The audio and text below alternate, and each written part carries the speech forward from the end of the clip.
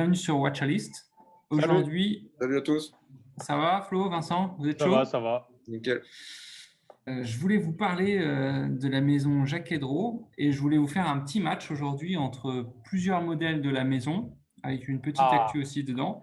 Et voilà, savoir un peu ce que vous choisiriez dans la gamme et puis deux, trois petites questions sur la maison sur est-ce que vous verrez. alors déjà, ça commence bien parce que t'as écrit Jacquet de Rose correctement parce qu'on a toujours tendance à mettre un C. Même moi, je mets toujours un C avant le Q, alors qu'il n'y en a Ouais, je pas. sais pas pourquoi, mais j'ai fait exprès. Enfin, Donc je tu as sais que tu très nous bien, reprends à chaque fois, donc tu as très bien préparé ton sujet. Tu n'as pas fait cette faute et Et il a bravo. dit, et il a dit Draw et pas de Rose.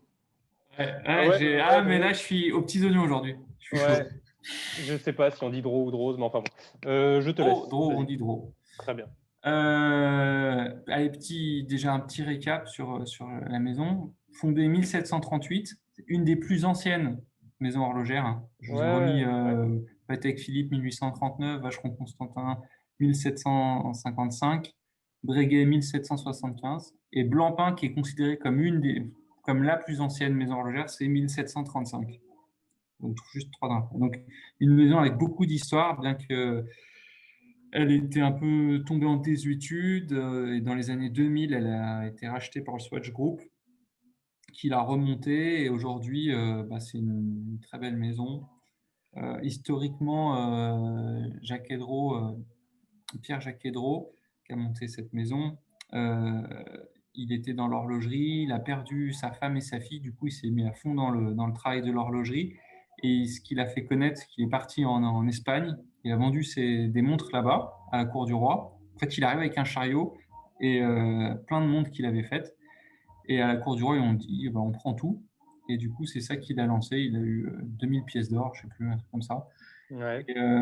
Et avec ça, c'est comme ça qu'il s'est monté. Il a vendu plein de montres et il a construit surtout trois automates. Ça fait partie aussi des gros classiques de la maison. C'est la partie automate dans les montres et trois automates qu'il a après montrés dans toutes les cours royales d'Europe, notamment Louis XVI, en cours de Ouais. Russie, d'Espagne, etc. Et c'est ça qui a fait sa renommée. Et après, la maison, elle s'est un peu écrasée au début du 19e. Oui, c'est ça. Et aujourd'hui, en 2000, racheté par Sochaux, comme j'ai dit. Et il Ouais, à la base, partage pas mal de... Ouais, vas-y. à la base, c'est un génie des automates miniaturisés. Ouais. Ouais, on les voit là-haut, là, les Musée, automates. au musée Patek Philippe à Genève, Jacques Edro a une place vraiment prépondérante dans l'histoire de l'horlogerie. C'est dans le musée, voilà, on retrace toute l'histoire depuis plusieurs siècles.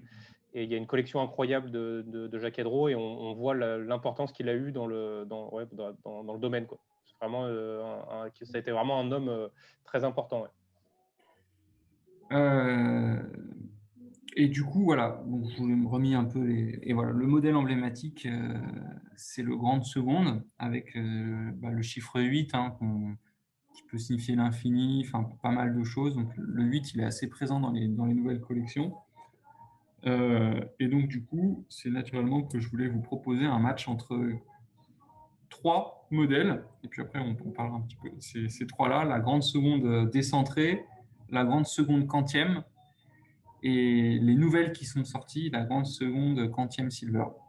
Euh, Ouais, très très belle. alors, voilà, donc je suis resté sur la collection un peu entrée de gamme. Donc, c'est des mouvements alors, qui sont dits manufacture. Quand on fait un peu de recherche, j'ai l'impression que c'est un peu les mêmes mouvements que chez Blancpain qu'ils utilisent. Donc, qui retravaillent un peu eux. C'est des mouvements qui sont bien. C'est pas du tout des mouvements de la qualité haute horlogère qu'il y a par exemple c'est la Flying Bird, là, non, la Charming Bird, Ouais, qui est Charlie. genre la montre un peu ultime chez Jacques Edro avec l'automate, l'oiseau qui sort de l'œuf, qui sonne, Mm. etc. Donc là, on n'est pas du tout dans ce délire-là. Et j'ai aussi volontairement pas pris toute la collection émail grand feu parce que c'est aussi une des particularités de Jacques Edro. C'est les cadrans émail grand feu, mais qui sont sur des tarifs un peu plus importants. Ouais. Donc là, on est sur des montres autour de 9 500 euros Mm. en retail price. Et quand tu les prends sur le grey market, elles sont plutôt autour de 7 000, quoi, 7 8 000. Ouais, Voilà. elles perdent de la valeur, elles sont intéressantes en occasion. Ouais. Moi, j'adore le Euh, modèle décentré. ouais. Ouais, Alors, ce qui est intéressant, c'est qu'ils ont rien modifié dedans. Ils ont simplement tourné avec un angle. Exactement. Voilà, et c'est pour ça que la couronne se retrouve à 4 heures. Donc, voilà, il y a vraiment rien, il y a vraiment rien eu de difficile là-dedans. Mais au final, ça donne un design qui est assez sympa. Ça casse un peu parce que c'est vrai que la grande seconde droite, ça fait des cercles qui sont vraiment tous alignés, tous droits entre le cadran et les sous-cadrans. Là, ça donne un peu plus de style, quoi. Le fait que ça soit décentré, ça donne de l'angle, quoi. Moi, j'aime bien. Ouais. Ouais, moi aussi, je Moi, suis ce que plutôt j'aime bien. décentré. Je suis plutôt sur la décentrée aussi. Même si j'aime bien le modèle grande seconde sans la date. Il y a le modèle droit grande seconde, mais je pense que Ouais. à choisir, je prends vraiment le décentré, le modèle de gauche.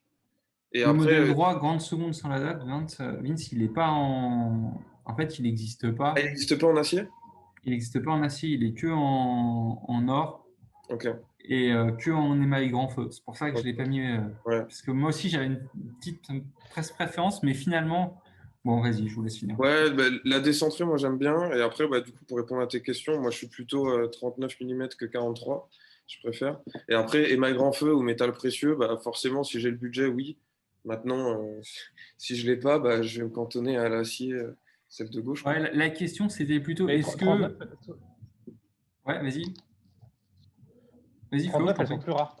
Euh, ouais, je Ouais, disais 39 en 39, retail, elles sont beaucoup c'est plus rare, hein. rares. En magasin, t'as que les 43. T'as Hum. que les 43, donc l'essence initiale de la Jack Hedro, c'est plutôt en 43. C'est des oversize, quoi. Enfin, à l'époque, ils appelaient oversize. La 39, ouais, moi je préfère aussi la 39 parce que j'ai pas un poignet énorme, mais elle est dure à trouver. Bah, moi, je me tâte vraiment, parce que j'aimerais bien en acheter une, Ouais, entre 43 et 39. Alors, ils ont sorti, c'est pour ça, ça c'est un peu l'actu, c'est sorti cette année. C'est ouais, celle-ci, là, la quantième, la grande seconde quantième, en 41. Donc, ouais, ils ont ouais, tapé pile au milieu, quoi. ouais. Hum. Beaucoup plus moderne, hein. Tu as un bracelet un peu cuir lisse, Ah tu as oui, presque du nubuck, c'est un peu bizarre. t'as pas les T'as plus chiffres du romains, tout, ouais.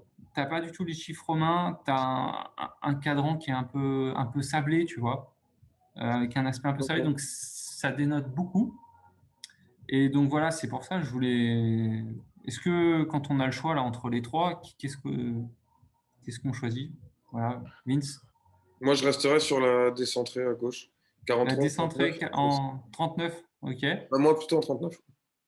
Flo, pareil. Ouais, ouais, décentré 39, ouais, largement. Ok. Sachant que ce que je vous ai mis là à l'écran, on voit la différence et c'est à peu près les mêmes tailles, hein. Enfin, c'est un peu, À Ouais. c'est à l'échelle. l'échelle. C'est à Hmm. l'échelle. Ouais. Moi, je pense que c'est la décentrée, mais en 43, parce que tu vois, la 39, Ouais. elle est un peu ramassée ici. Je trouve que ce qui est sympa aussi, c'est que là, tu vois, tu as l'enchaînement des chiffres. Ce que j'adore, c'est que tu passes du 5 au 6, 7, 8 en chiffre arabe, et après, tu repars en chiffre romain. Tu l'as aussi ici, mais c'est moins visible. Ouais, Ouais. Donc, je pense Non, que mais c'est plutôt l'essence, celle-là. c'est sûr que l'essence, si tu veux être un puriste, une Jack Hedro, c'est plutôt 43. Si tu veux voilà, avoir une cohérence, un peu comme les Oyster Ouais. perpétuels de Rolex qui, par essence, sont plus en 36 qu'en 39, Mm. là, c'est l'inverse. L'essence de la Jack Hedro, c'est plus 43 que 39. Et le cadran émail grand feu, par contre. Ah bah, par contre. Si t'as le budget, oui, c'est toujours Par pareil. contre. Et est-ce que tu achètes une Jack Hedro si elle n'a pas le cadran émail grand feu? Bah oui, tu Ouais, peux. ouais, ouais, Ouais, ouais. ouais, Hein. ok, ok. Ouais, bah, émail grand feu, ouais, faut vraiment avoir les pépettes, quand même, hein. Ouais, ouais, c'est pas faux. Je voulais remis aussi l'arrière que je trouve qui est quand même pas mal. Euh, Mais je suis avec. curieux de savoir ce que c'est comme mouvement. Alors, si c'est, enfin, je pense pas que ce soit des mouvements manufacture, mais c'est peut-être des mouvements sur des bases Piguet, je sais pas. Blanc Bah, Ouais, ça fait pâte. partie du Swatch Frédéric Group. Piguet. Donc, je sais pas. Non, On c'est verra. plutôt des. Ouais, On vous le mettra on fera par la fiche recherche. vidéo. Et tu vois, donc ça, c'est l'arrière de la nouvelle. Ah, le Avec. rotor est différent. Voilà. Et qui est creusé. Moi, j'aime bien, c'est le petit détail, tu vois, à l'arrière. Bon, pas sur celles-ci, hein, qui sont les décentrées, mais sur notamment celle qui a la date, avec les petites étoiles, le soleil dans le rotor. Enfin, c'est quand même assez léché, hein. Ouais, mais je trouve que quand tu retournes une jaquette rose, une jaquette raw, t'as, je pense que c'est l'ouverture du saphir qui est faite comme ça. Tu as l'impression que le mouvement est minuscule. T'as pas l'impression qu'il est à la taille de la montre, surtout sur les 43. Et je pense que Ça c'est le fait, cas. Hein. ça fait un tout petit hublot, en fait. Et je trouve que c'est pas très bien réussi, ce saphir Ouais. sur le fond de boîte. Mais je pense que c'est parce que le mouvement il est petit. Hein. Ouais, bah, peut-être que le mouvement est petit. Les finitions sont pas si mal, mais quand tu la retournes, ça te fait pas un effet waouh, tu vois, t'es pas plongé dans le mouvement, tu vois. Ouais. Moi, je pense que ça ça descend aiderait toujours très fort. beaucoup. Je pense que ça aiderait beaucoup si elle était manuelle et que tu n'avais pas le rotor et tu voyais le mouvement au complet. Ah ouais, non, mais elles sont toutes. Ouais, elles sont toutes automatiques et pour moi, c'est un Ouais. peu un point négatif de cette montre en général. Ouais, c'est fait aussi qu'elles sont un peu épaisses. Hein.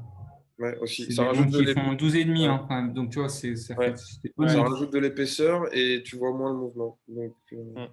je pense qu'en manuel, j'aurais préféré. Mais après, en automatique, elles sont cool aussi. Ok, ça marche. Eh ben merci pour vos avis. Donc on reste sur la décentrée. Bon, Donc puis tu nous tiens 39. au courant quand tu l'as acheté. Hein. Ah ouais, je vous dis. Allez, ça marche. Tu vas peut-être en parler après, mais ah non, c'était fini là. C'est On peut terminé. peut-être en C'est parler. terminé. On peut peut-être en parler quelques secondes. Les Moonphase sont magnifiques. Hein. Ils ont des modèles Moonphase. On vous les collera aussi. Enfin, surtout un qui est top. Ah oui, Dans cette gamme-là, des Moonphase, par exemple, c'est un peu la gamme des Panomatic Lunar, des Gégère Lecoutre Ultra Thin Moonphase. Et la mais jaquette c'est pas une grande seconde Moonphase. Hein. si. Si, il y a une grande seconde Moonphase. Ah, Si. j'ai Ouais, pas. ouais, Ouais, mais pourra vous elle doit être dans une gamme de prix un peu plus importante. Hein. Là, t'es à.